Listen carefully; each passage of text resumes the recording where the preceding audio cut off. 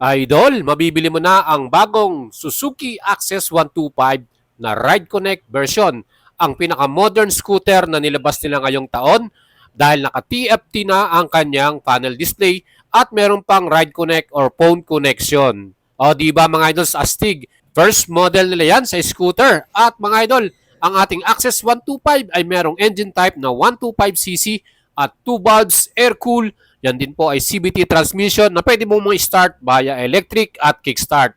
12-inch ang ating front tire at 10-inch naman sa likuran na Maxxis tire ang ginamit, tubeless at naka-telescopic sa front at unit swing sa halikuran. Integrated din or meron tayong shutter lock dito sa ating susian at ang ating upuan at pinaka-fuel ay mabubuksan mo dyan. Mga idols, LED ang ating headlight at syempre meron din tayong position light sa harapan. Naka-chrome finish din ang kanyang mirror at meron tayong LED tail lights. Ano pang hinahintay nyo mga idol?